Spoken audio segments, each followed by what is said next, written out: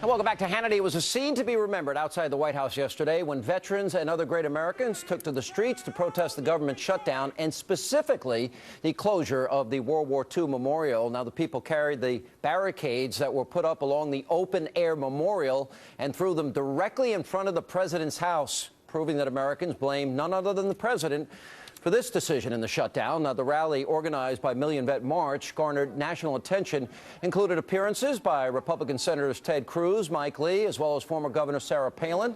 Take a look at what they had to say. You see these barricades, and you have to ask yourself, is this any way that a commander-in-chief would show his respect, his gratitude to our military? This is yours. This belongs to you. This does not belong to the government. It belongs to the people. Let me ask a simple question. Why is the federal government spending money to erect barricades to keep veterans out of this memorial? Here with Reaction Radio talk show host, Fox News contributor Leslie Marshall, and from NextGeneration.tv, Michelle Fields with us. Welcome, both of you. Good to see you. Thanks for having me. Good to see you, Sean. Leslie, the government literally, it's an open-air memorial. They had to hire more police than usual to keep people out than if they kept this thing open. How pathetic this is in a partial 17% government shutdown to try and inflict as much pain as possible. I would think you would sympathize with those vets that they have every right to keep that open and that this was punitive of the White House to make that decision because they have discretion here. Well, first of all, I come from a long line of veterans. My father fought in the Korean War, and I definitely appreciate all they've done for me to have the freedom to do what I'm doing right now.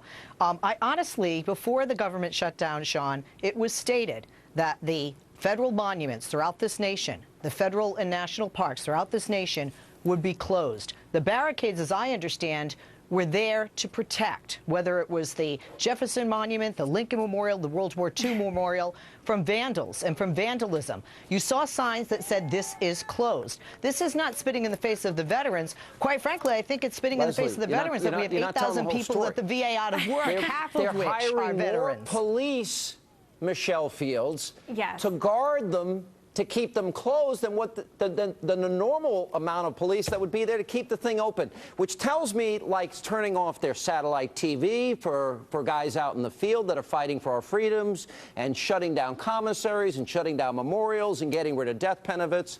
All of this was discretionary, and the White House made that decision, so they got the barricades, as you can see there, I think that they deserved. Your reaction?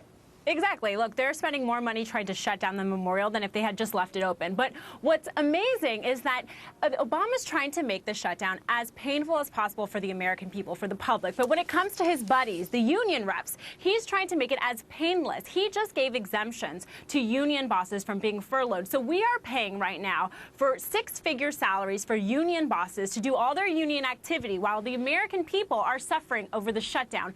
And what this president is doing is he's using veterans in his political game in order to score points, and he's hurting the American people.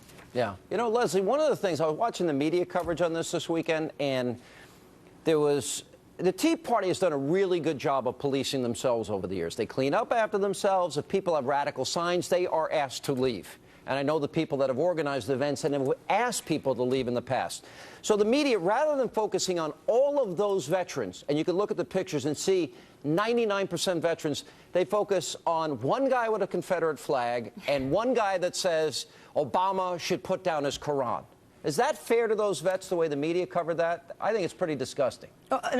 Well, no question. It depends which network you watch. However, I've got to say, guys, that I really don't have a lot of respect for people that break the law, whether they fought for our country or not. Wow. They're above that. They're better than that. Our veterans. And quite frankly, what about where is the outrage? This is the People's Memorial. Michelle, where is the outrage? Where is the outrage by Cruz and Lee? Where is the outrage by Cruz and Lee and Palin about all the disability benefits that are backlogged due to the government shutdown? Well, the 4,000 of 8,000 veterans workers that are veterans that are out of work. That outrage I would listen to. House Republicans put forth a bill that would reinstate all of that. That would fund the parks, and it was the Senate Democrats who rejected it. Was it not? No. Was it not? Did the House Republicans put forth the bill? They did. We wouldn't even be having this conversation. There would be no government shutdown had there not been the push by Ted Cruz and the Tea Party to defund How can you even call Obamacare, this a to shutdown? repeal 17%. Obamacare, to do anything to Obamacare to get a win. So quite frankly, Ted Cruz is standing there for something he orchestrated. If you want the barricades down, open the government. Leslie,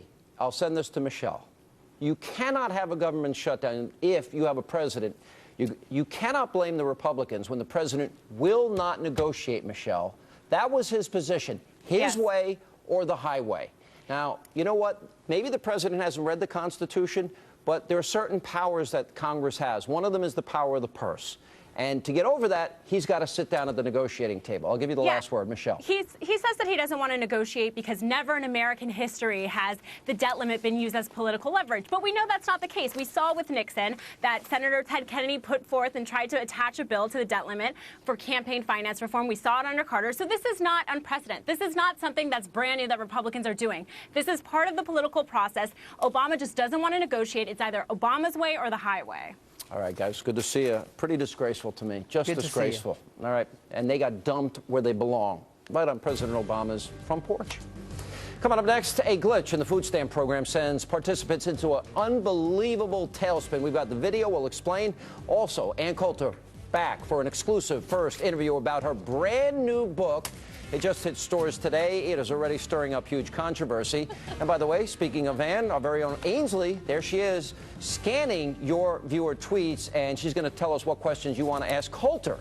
That's coming up. But first, well, you've all been voting on the video of the day you'd like to see played at the end of the show. Our friends over at the Media Research Center hit the streets, and they asked who's responsible for the government shutdown. This is option number 2. Really embarrassed because people are here from other countries all over the world, and they plan their vacation for probably years. We come here and it's closed.